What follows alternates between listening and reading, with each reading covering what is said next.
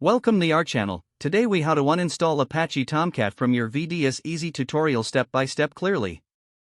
To begin uninstalling Apache Tomcat from your virtual dedicated server, access your server via SSH. Log in using your username and password. Once you're logged in, confirm that Apache Tomcat is running by checking the process list. You can do this by executing the command psaux grep tomcat. If it's running, stop the Tomcat service first. To stop the service, use the command sudo system stop tomcat. Next, verify that the service has indeed stopped. Run the psaux grep tomcat command again to ensure no Tomcat processes are active. Now, navigate to the directory where Tomcat is installed. Typically, this will be in /op/tomcat or /usr/local/tomcat. Use the cd command to change to the directory, for example, cd/op/tomcat. Once in the directory, you can remove the Tomcat files. Use the command sudo rmrf/op/tomcat to delete the installation directory. If you set up Tomcat as a service, you'll also need to remove the corresponding service file. This file is usually located in /etc/systemd/system/tomcat.service.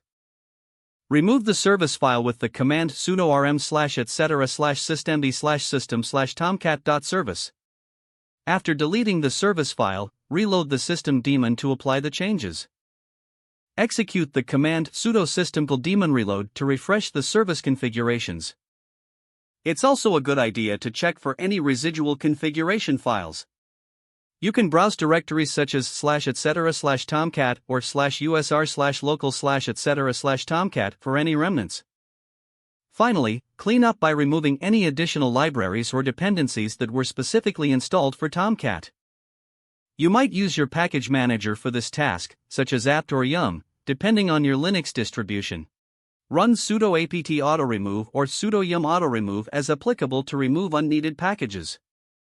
With these steps completed, Apache Tomcat should now be fully uninstalled from your VDS. If the page does not load, refresh the browser or try again in a private or incognito window. Make sure you are using the correct email address, then retype it carefully to avoid small typos.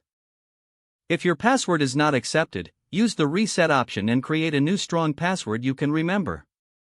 Check your spam folder for verification or security emails, then complete any requested confirmation steps.